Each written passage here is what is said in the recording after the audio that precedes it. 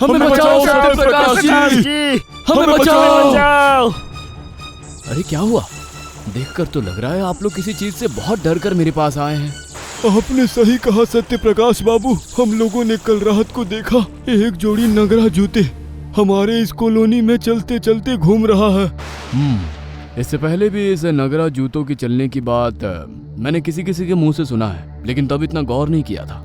लेकिन जब आप लोग सब आकर यही बात कह रहे हैं, मतलब इस मामले में सच में कोई रहस्य छुपा हुआ है। और इस रहस्य का समाधान आपको ही करना पड़ेगा सत्यप्रकाश बाबू, क्योंकि हम सब जानते हैं इस रहस्य का समाधान करना सिर्फ आपके लिए ही मुमकिन है। ठीक है, मैं ये केस ले रहा हूँ। चलो अब थोड़ी सी राहत मिली। ऐसी भूतिया घटना शुरू हो गई है कि रात में घर से निकलना मुश्किल हो गया है। अच्छा, अब हम लोग चलते हैं सत्यप्रकाश जी, आप इस बारे में जरा सोचिए। मेरा दिल कह रहा है इस तरह चलने के पीछे कोई ना कोई विशेष कारण जरूर छुपा हुआ है, लेकिन कारण है क्या, ये पता करने के लिए आज रात ही मुझे एक बार हमारे कॉलोनी में घूमकर देखना होगा।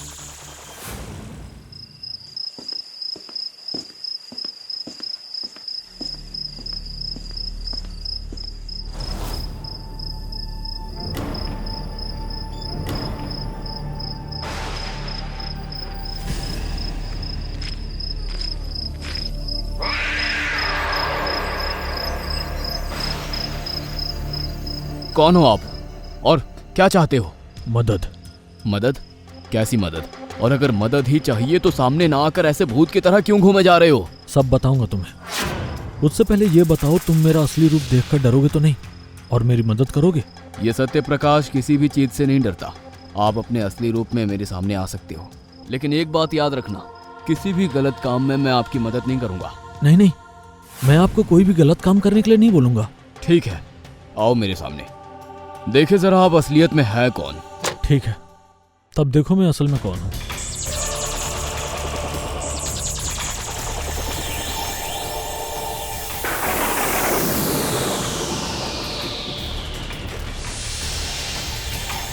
आप अपना नाम बताओ। मैं सूर्यगढ़ का सेनापति राम सिंह। सेनापति राम सिंह, बताइए मैं आपकी कैसी मदद कर सकता हूँ? बताता हूँ।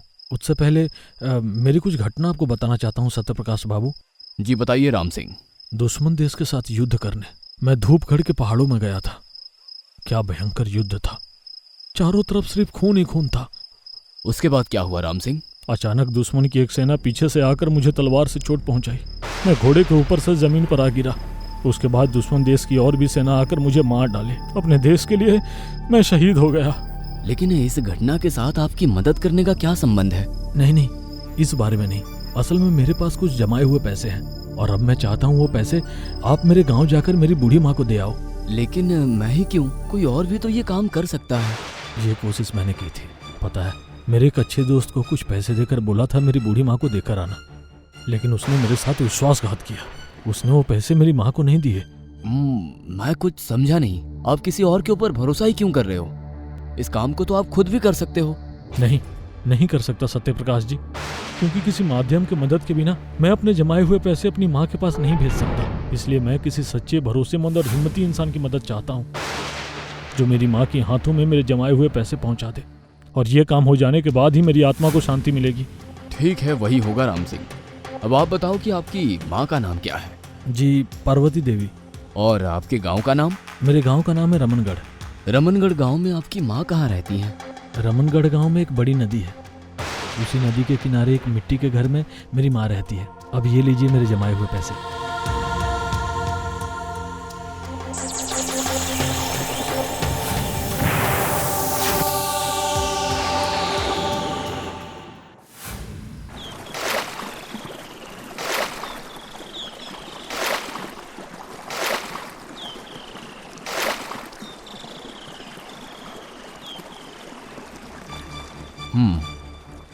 यही वो रामगढ़ की नदी है। इसका मतलब इसी नदी के किनारे राम सिंह की माँ का घर है।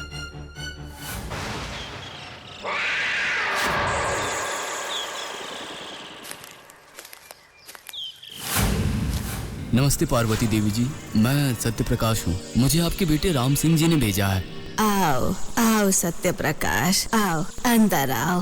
बताओ क्यों आए हो? जी, आपके बेटे राम सिंह जी ने पैसे का बैग आपके लिए भेजा है। इस उम्र में मैं इन पैसों को लेकर क्या करूंगी सत्य प्रकाश? अच्छा, अपने बेटे को तो देख नहीं पा रही। वो कहाँ है? राम सिंह, कहाँ है तू? राम सिंह, कहाँ है तू? आप उत्तेजित मत होइए पार्वती देवी जी। इतना उत्तेजित होने पर आपकी तबीयत खराब हो जाएगी और ऐसा होने पर आपके बेटे राम सिंह को बहुत तकलीफ पहुंचेगी। हाँ, तुम सही बोल रहे हो सत्य प्रकाश। मैं अब और इस तरह उत्तेजित नहीं होंगी। तुम राम सिंह को जाके बोलना, उसके भेजे हुए पैसे मैंने ले लिए हैं। तब मैं चलता हूँ पार्वती देवी जी, मुझे बहुत काम है। अच्छा, संभल के जाना।